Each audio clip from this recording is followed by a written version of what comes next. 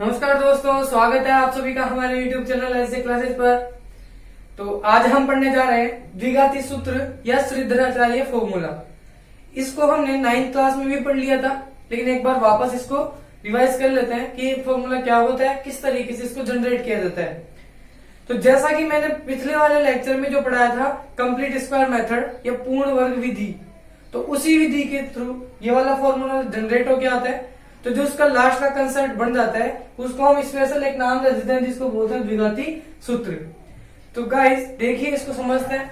इससे पहले यदि आपने अभी तक हमारे चैनल को सब्सक्राइब नहीं किया है तो प्लीज सब्सक्राइब कर दीजिए। और आप लोग यहाँ से क्लास 10th की टोटल मैथ पढ़ सकते हैं, इसलिए चैनल को सब्सक्राइब जरूर करो और अपनी प्रिपरेशन स्टार्ट कर दो। तो देखिए, अब पढ़ रहे हैं हम द्विघाती सूत्र को किस तरीके से काम में लिया जाता है, वो कैसे आपके पास मिलता है। तो देखिए, मैंने कोई भी द्विघात समीकरण मान लिया ax² plus bx plus c equal to 0। इसी तरीके से हमारा मानक रूप रहता है द्विघात समीकरण का या क्वाड्रेटिक इक्वेशन का। तो इसको यदि मैं पूर्ण वर्ग विधि से सोल्व करूं तो कैसे सोल्व करेंगे। सबसे पहले x² का जो गुणांक होता है उसको हमारे को इकाई बनाना होता था, ये मैंने पूर्ण वर्ग में बता दिया था। तो इसके गुणांक को इकाई बनाने के लिए उस गुणांक का सभी पदों में क्या देना पड़ेगा, भाग देना पड़ेगा। क्योंकि किसी भी इक्वेशन में केवल हम एक ही पद में कोई भी करेक्शन अपने मन से नहीं कर सकते। जो भी हमारे को करना होता है पूरी इक्वेशन में करना होगा।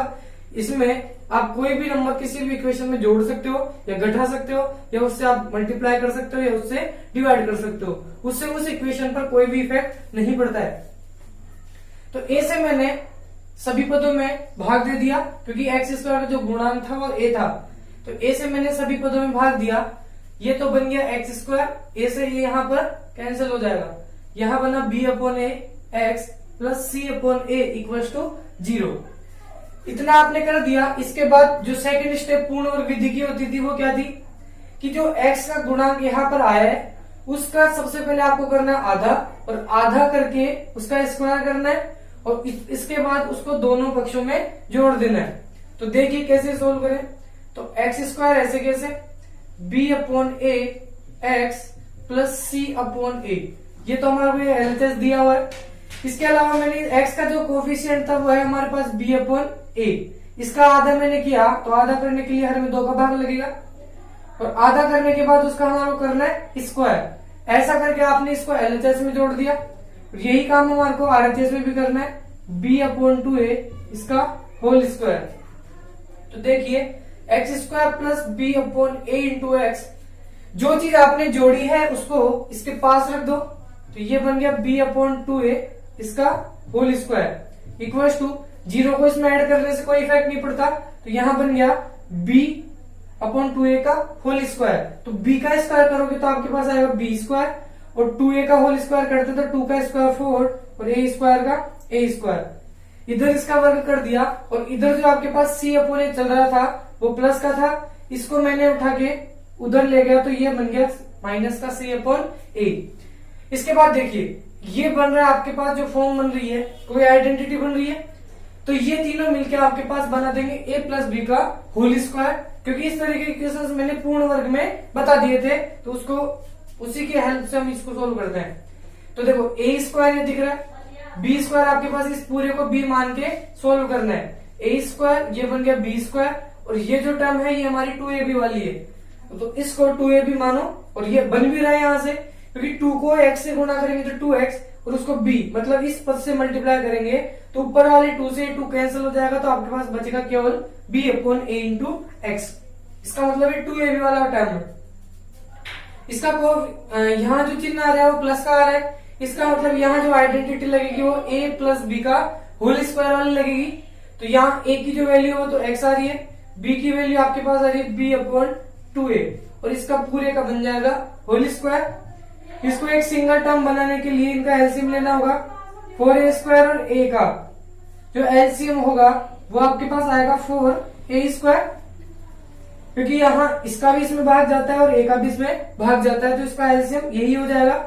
इसका इसमें भाग दिया तो एक बार गया, एक को b² से मल्टीप्लाई किया तो b², माइनस है तो माइनस, a का डिवाइड जब 4a² में किया तो 4a बार गया, उस 4a को यदि मैं c से मल्टीप्लाई करता हूं तो आपके पास यहां निकल के आता है 4ac।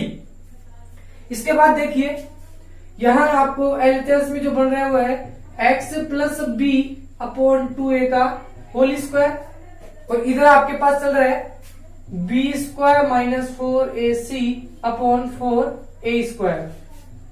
अब यदि मैं इधर से स्क्वायर यहां से हटाता हूं एक और से, तो उधर जाके इसकी घात उल्टी हो जाती है, तो 2 घात उधर जाके बन जाएगी 1/2, और 1/2 का मतलब होता है रूट। तो इसको आप लिख सकते हो b square minus 4ac upon 4a square. अब एक चीज और बताई थी मैंने कि जब स्क्वायर के उधर कोई नंबर रूट में बदलता है तो 2 तरीके से बदलता है, एक बार प्लस में और एक बार माइनस में। 2 इसके आंसर आएंगे क्योंकि यहाँ जो चर है उसकी मैक्सिमम पावर 2 थी आपके पास क्वेश्चन में, इसलिए। तो x plus B upon 2a, ये तो एलएचएस की ओर बच गया, प्लस माइनस। अब ये रूट ऊपर वाले पद पे भी है और नीचे वाले भी पद पर है, तो ऊपर रूट आपके पास आ गया B square minus 4ac upon, अब जो 4a स्क्वायर है क्या ये रूट से बाहर रह गया, तो 4 होता है वो 2 का स्क्वायर होता है, तो 4 को जब रूट से बाहर निकालोगे तो बन गया 2, और a स्क्वायर ये a का स्क्वायर है, तो इसको जब रूट से बाहर निकलता है तो ये केवल सिंगल a आता है, तो यहां से तो रूट हट जाता है, रूट केवल आपके पास अंश में ही बचता है। तो यहां से यदि आप x की वैल्यू निकालोगे तो ये जो b अपॉन 2a है इसको हम उठा के उधर भेज देंगे, तो ये इधर प्लस का है उधर जाएगा तो माइनस का b अपॉन 2a बन जाएगा, फिर प्लस माइनस ये पहले इधर चल ही रहा था, यहां आपके पास आ रहा है b square minus 4ac upon नीचे आ रहा है 2a। तो यहां आपके पास 2 टर्म है, इनको यदि सिंगल बनाए तो दोनों का एलसीएम ले लो, इसका एलसीएम भी 2a और इसका भी 2a, दोनों का लेस आ गया 2a का 2a में डिवाइड किया तो 1 को b से मल्टीप्लाई किया तो ये आगे माइनस का b प्लस माइनस, इसका s में डिवाइड किया तो 1 को ऊपर रूट से मल्टीप्लाई करता है तो ये ऐसे की ऐसे। अब देखिए यहां पर जो ये x की वैल्यू आपके पास निकल के आई है वो कुछ इस तरीके से आई है, माइनस का b plus minus root b square minus 4ac upon 2a, जहां a जो होता है वो तो होता है x स्क्वायर का गुणांक, b आपके पास जो होगा वो होगा x का गुणांक, और c आपके पास यहाँ अचर पद होता है। तो ये जो इसका फॉर्मूला निकल के आ गया तो इसको हम नाम दे देते हैं श्रीधराचार्य सूत्र या द्विघाती सूत्र। द्विघाती सूत्र इसलिए बोलते हैं क्योंकि 2 घात वाले समीकरण के लिए एक फॉर्मूला बन गया, इसके अलावा कोई 2 घात वाले के फॉर्मूला नहीं होता। गुणनखंड विधि पढ़ते हैं उसके लिए कोई फॉर्मूला नहीं है, उसमें हर एक क्वेश्चन को हम तोड़ के लिखना पड़ता है। तो ये जनरल इसकी फॉर्म समझ में आ गई होगी यहाँ से। अब इसमें एक चीज और है कि जो एक पद आपके पास आ रहा है वो तो आपके पास अंडर रूट में आ रहा है। अब रूट के अंदर जो संख्याएं होती है वो सभी संख्याओं के बारे में हम 10th क्लास में नहीं पढ़ते, यहाँ केवल रूट के अंदर परिमेय संख्याओं का अध्ययन किया जाता है या धनात्मक संख्याओं का अध्ययन किया जाता है। तो रूट के अंदर यदि ऋणात्मक संख्या आपके पास आ जाती है, या आप बोल सकते हो कि रूट के अंदर संख्या यहाँ पे आएगी बी स्क्वायर माइनस 4ac, ये यदि आपके पास नेगेटिव आ जाता है तो उस क्वेश्चन का सॉल्यूशन यहाँ तक हमारे पास नहीं होगा, उसका सॉल्यूशन हम नेक्स्ट क्लासेस में पढ़ते हैं। तो यहाँ 10th क्लास में बी स्क्वायर माइनस 4ac यदि नेगेटिव यहाँ प्राप्त होगा तो इसका मतलब क्या है, रूट के अंदर ऋणात्मक संख्या आ गई, और रूट में ऋणात्मक संख्याएं जो होती है वो काल्पनिक संख्याएं होती है और उनके बारे में हम 10th क्लास में नहीं पढ़ते हैं।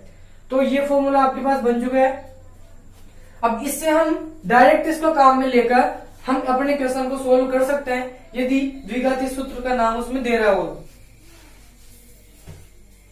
तो देखिए जो x की वैल्यू आपके पास निकल के आई है वो इस फॉर्म में आई है, और जिसको हमने एक स्पेशल नाम दे दिया उसका नाम है द्विघात सूत्र या श्रीधराचार्य सूत्र, क्योंकि इसने इस सूत्र को गणितज्ञ श्रीधराचार्य ने दिया था, इसलिए इसका नाम जो है वो धराचार्य सूत्र बन गया।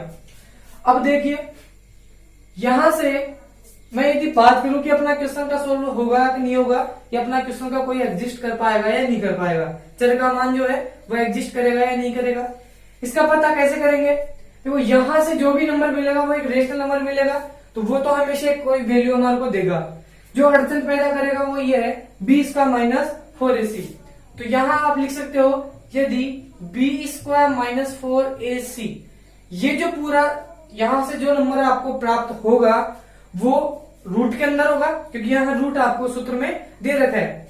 तो इसका मान यदि 0 से बड़ा है या 0 के बराबर है तो जो हमारा क्वेश्चन है वो अस्तित्व में होगा, या आप बोल सकते हो कि उसका कोई न कोई सॉल्यूशन निकलेगा या एग्जिस्ट करेगा। इसके अलावा यदि b स्क्वायर माइनस 4ac जो है वो 0 से क्या हो, छोटा हो, तो लेस देन को इसी तरीके से डिनोट करते हैं। इस पूरी वैल्यू 0 से छोटी आपके पास आ रही है, इसका मतलब नेगेटिव नंबर। 0 से छोटे मान जो होते हैं वो ऋणात्मक होते हैं, तो ऋणात्मक मान यदि आपके पास मिल रहा है रूट में तो वो आपका क्वेश्चन जो होगा वो अस्तित्व में नहीं होगा। तो ये दो केसेस आपको यहाँ से प्राप्त होते हैं और एक यहाँ से मिल गया आपको ये फॉर्मूला। इन तीनों की हेल्प से हमारा क्वेश्चन सोल्व करना है। तो पहले हम ये चेक कर लेंगे कि हमारा क्वेश्चन अस्तित्व में है या नहीं है। यदि अस्तित्व में होगा तभी इसको हम आगे सोल्व करेंगे, यदि नहीं होगा तो हम सोल्व नहीं करेंगे। तो देखिए एक्सरसाइज का जो क्वेश्चन नंबर 2 है उसका फर्स्ट पार्ट आपको दे रखा है 2x square minus 2 root 2x plus के 1 इक्वल टू 0। तो ये आपके पास एक क्वाड्रेटिक इक्वेशन दे रखी है और इस इक्वेशन को आपको सोल्व करना है द्विघाती सूत्र से या श्रीधराचार्य फॉर्मूले से। उससे पहले आपको इसमें पहले ये बताना है कि क्या इस क्वेश्चन में इसका अस्तित्व है या नहीं है। तो अस्तित्व के लिए मैंने बताया था कि सबसे पहले आपको निकालना होगा b square minus 4ac। b square minus 4ac से पहले आपको ये तो पता होना चाहिए कि a क्या है, b क्या है और c क्या है। तो देखिए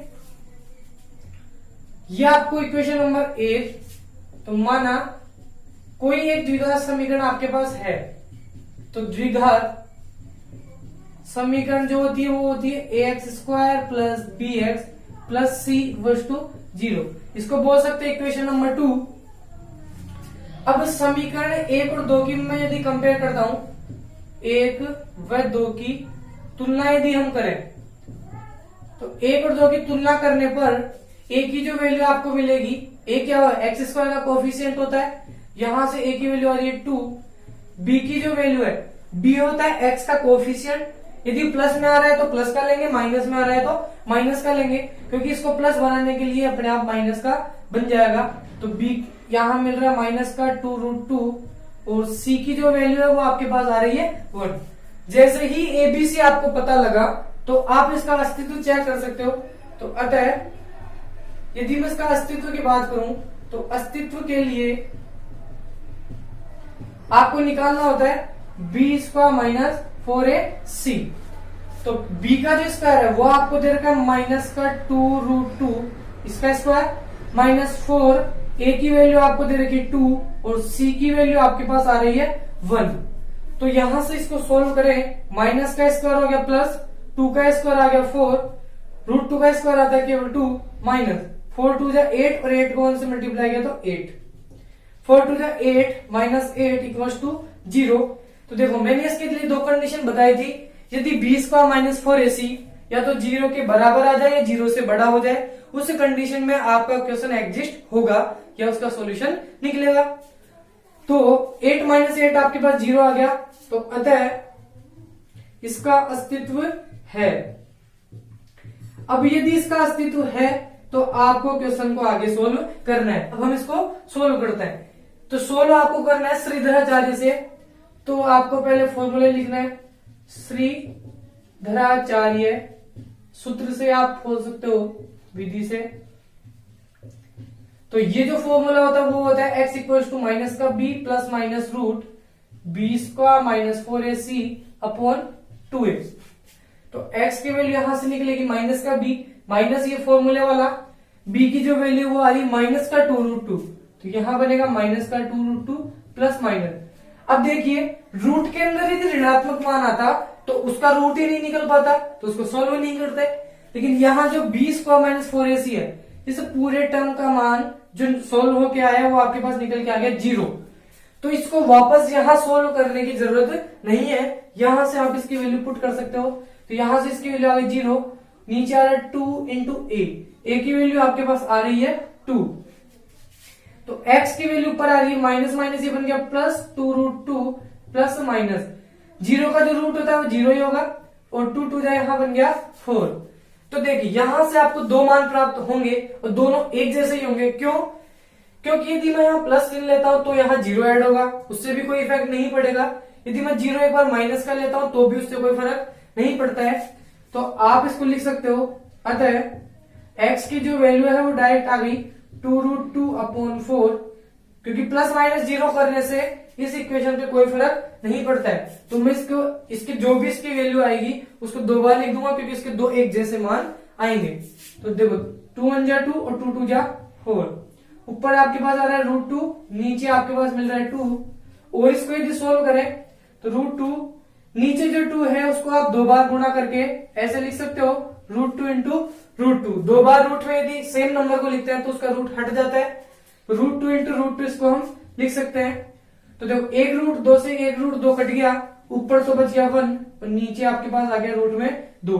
अब जो ये x की वैल्यू आई है ऐसे ही x की दूसरी वैल्यू भी आएगी, तो वो जो मान होगा वो भी होगा 1/√2, क्योंकि एक बार मान लो ये प्लस जीरो करने से भी आपको मिला है तो माइनस जीरो करने से भी आपको यही मान प्राप्त होगा, इसलिए दोनों मान इसके एक जैसे होंगे।